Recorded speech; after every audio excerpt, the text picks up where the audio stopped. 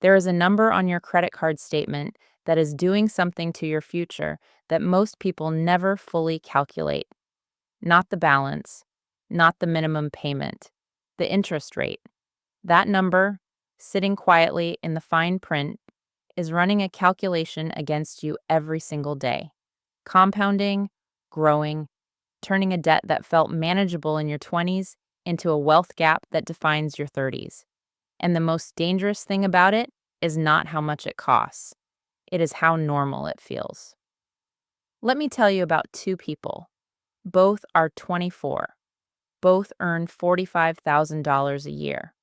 Both are starting their adult financial lives with roughly the same circumstances. The only material difference between them is this. One of them, call her Imani, has $4,200 in credit card debt from her early 20s. University expenses, a period of unemployment, a few years of spending slightly more than she earned. Nothing dramatic, just the ordinary accumulation of a normal young adult life in an expensive world. The interest rate on the card is 22.99%. She makes the minimum payment every month. It keeps the account in good standing. It feels manageable. She tells herself she will pay it off properly when things settle down. When she gets a raise, when she has more breathing room, when she is more organized. The other person, call her Grace, has no credit card debt. Same income, same city, same starting point. Both of them are making financial decisions that feel almost identical from the outside. But underneath the surface, Imani is running a machine that compounds against her every single month. And Grace is running nothing in the debt direction at all. Fast forward to their mid-30s. Same income trajectory, same rough life circumstances. Both working hard. Imani has $31,000 in retirement savings and a credit card balance she has been managing, sometimes higher, sometimes lower, for over a decade. Grace has $94,000 in retirement savings. No credit card debt. They earned the same money. They worked equally hard. They made broadly similar life choices. The gap is $63,000, and it was built, almost entirely, by the invisible compounding machine that ran inside Imani's credit card statement every month for 10 years. Let me show you exactly how. To understand what credit card debt does to your financial future, you need to understand two types of compounding running simultaneously in opposite directions. Most people know about compounding in the positive direction. Money invested grows. The growth generates more growth. Over time, exponentially. What fewer people viscerally understand is that compounding works identically in the negative direction. Debt grows. The growth generates more growth. Over time, exponentially. And here is the specific cruelty of credit card interest.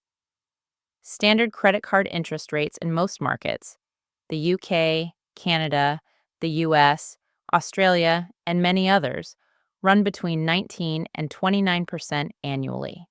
Let me put that in context. The stock market, the investment most people consider aggressive and risky, has historically returned approximately 7 to 10% annually over long periods.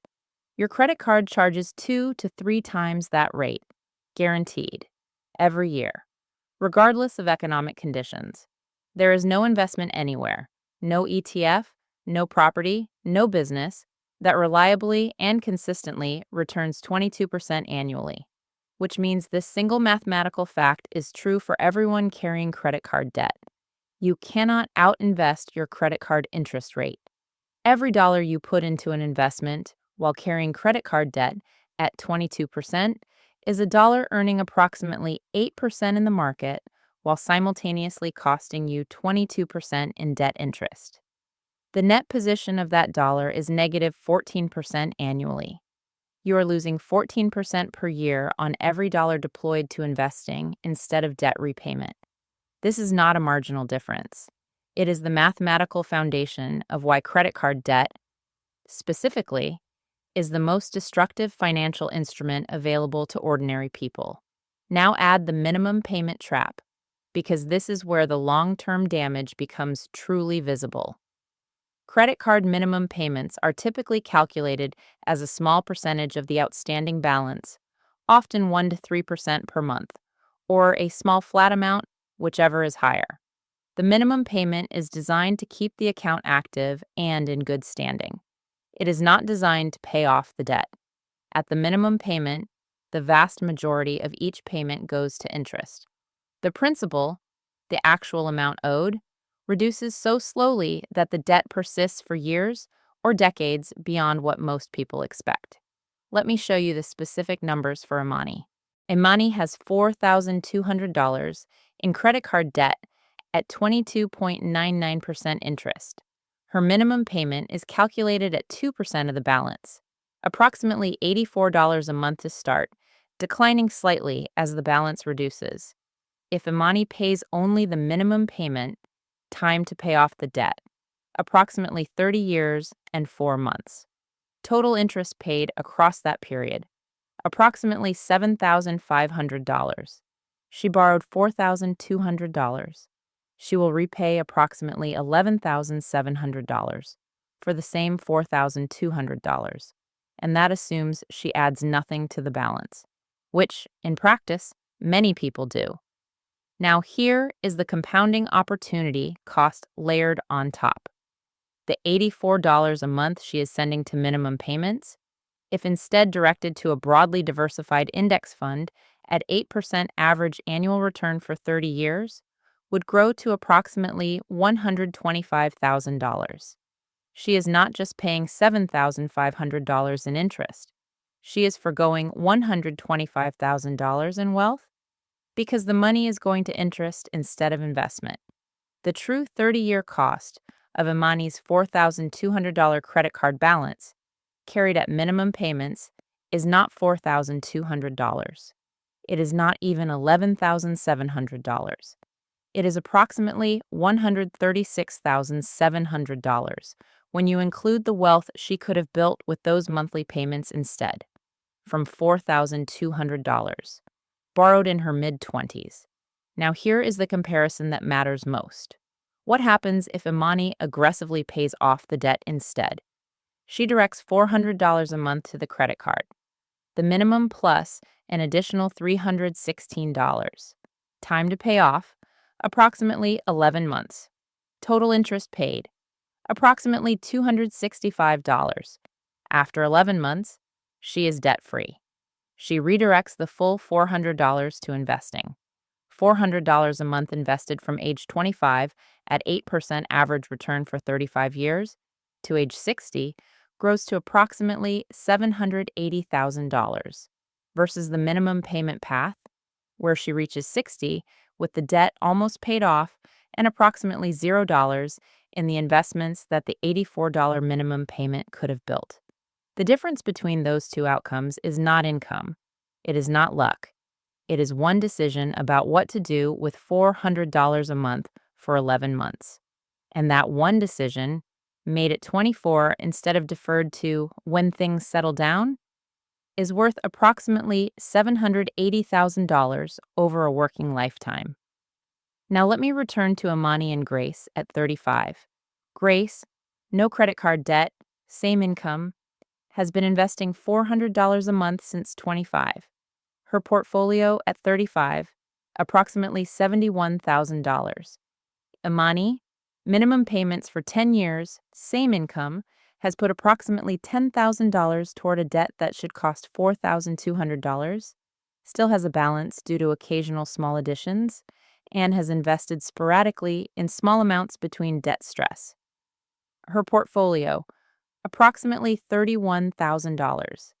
The $63,000 gap between them at 35, explained entirely by the compound arithmetic of carrying credit card debt versus eliminating it. Here is the exact process for eliminating credit card debt, with specific strategies relevant to different situations. Step 1. Get the complete picture of every debt. Write down every credit card balance, its exact interest rate, and its current minimum payment. If you have multiple cards, list them in order from highest interest rate to lowest. This is not a comfortable exercise. Do it anyway. You cannot attack what you cannot see clearly. The avoidance of looking at the full picture is one of the primary reasons credit card debt persists for years longer than it should. Step 2. Calculate the true cost of your current path. For each card, use a free online debt payoff calculator to determine how long until the debt is paid off at current minimum payments. Total interest you will pay at minimum payments.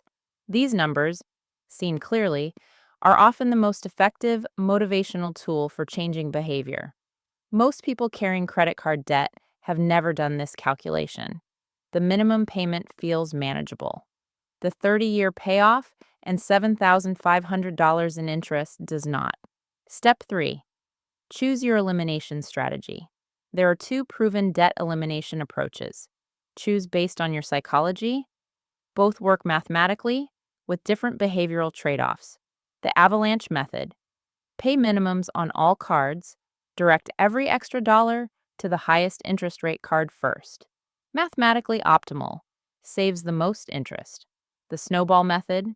Pay minimums on all cards. Direct every extra dollar to the smallest balance first, regardless of interest rate. Psychologically powerful. Produces the fastest wins and maintains momentum for many people. If the interest rates across your cards are similar, Snowball.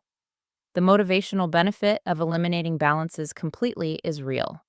If one card has a significantly higher rate, avalanche that card first. The interest savings are too material to ignore. Step 4. Investigate a balance transfer. If you have good credit, a balance transfer to a card with a zero or low promotional interest rate for a defined period, typically 12 to 24 months, can be a powerful tool. Moving high-interest debt to a 0% promotional period means every payment goes entirely to principal reduction. No interest consuming a portion of each payment. The mathematics are straightforward. On a $4,200 balance at 22.99%. 12 months of minimum payments reduces the principal by approximately $700 while paying $950 in interest. The same 12 months at 0% reduces the principal by approximately $1,650 if payments stay the same. The balance transfer typically carries a fee of 2 to 3% of the transferred amount. On $4,200, that fee is approximately $84 to $126 versus $950 in interest. The fee pays for itself in the first month. Caveats. Balance transfers require a good credit score to qualify. The promotional rate expires. Have a plan to pay off the balance before the promotional period ends or the rate reverts to a standard high rate. Do not use the original card while the balance is transferred. This defeats the purpose. Step 5. Find the extra payment amount. Specifically, eliminating credit card debt requires paying significantly above the minimum. The question is where that extra amount comes from. Go back to your 30-minute finance session from an earlier video.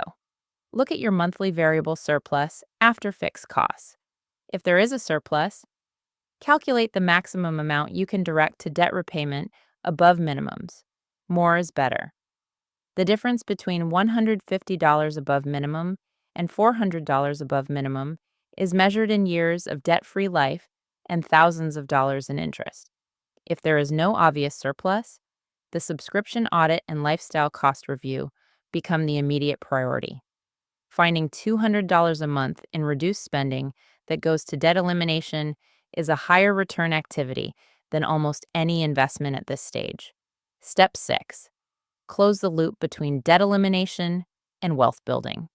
The moment a credit card is paid off, automate the full former payment amount into an investment account. Not half of it, not most of it, all of it. The payment was already leaving your account. Your lifestyle was already calibrated to not having that money. The moment the debt is gone, redirect the entire payment to investing before the lifestyle expands to absorb it. This is the automatic transition from debt destruction to wealth building that converts the sacrifice of aggressive debt repayment into the foundation of long-term financial progress. Here is the reframe. Minimum payments feel like financial management. They keep the account in good standing. They prevent calls from the lender. They allow the debt to coexist with the rest of your financial life without causing immediate crisis. But minimum payments are not financial management. They are financial maintenance of a condition that is actively working against every other financial goal you have. Every investment contribution made while carrying credit card debt at 22% is partially undone by the interest running the other direction. Every financial goal, the house deposit, the investment account, the emergency fund, the retirement, is being funded by a bucket that has a 22% hole in it. Plugging the hole is not a sacrifice of other financial goals. It is the prerequisite for other financial goals to actually work. Amani did not fail to build wealth because she did not invest enough. She failed to build wealth because the investment she was making was partially consumed by the debt machine running alongside it. When the machine stops, everything else compounds cleanly, without the leak. That is the shift. Not from spending to saving, from the leak to the compound. You are in your 20s or early 30s. The debt you carry right now, the balance you have been managing, the minimum you have been paying, the I'll deal with it properly when things settle down that has been running for a year or two or four, is not stable. It is compounding against you every month, without pause. And the wealth gap it creates between you and the version of you that eliminated it aggressively and redirected every dollar to building grows wider every single month it continues. Imani and Grace earned the same money, lived the same life, made broadly the same choices. One of them had $63,000 more at 35. Not because she earned more, because the compound worked for her instead of against her. You can change which direction the compound runs. Not gradually, not eventually. This month. Calculate the full cost of your current minimum payment path. Look at the number honestly. Then find the maximum you can redirect to above minimum payments and automate it today. 11 months of aggressive focus on $4,200 of debt. And the compounding machine that was destroying your future quietly flips direction. 35 years of it building instead of eroding. From one decision. Made now instead of deferred. The debt is not permanent, but the compounding of the decision you make today, in either direction, absolutely is. Drop a comment and tell me honestly, do you currently carry a credit card balance? How long have you been managing it rather than eliminating it? Tell me the rough balance and how you feel about it. I read every comment. No judgment, just the numbers and the plan. If you know someone who has been making minimum payments for years without calculating what the path actually costs, share this video. The calculation alone changes everything. It changed Imani's mind when she finally did it. It will change theirs. Subscribe to NuellaInvests. Every week, we have the honest financial conversation that turns what you have been avoiding into something you can actually act on. See you in the next one.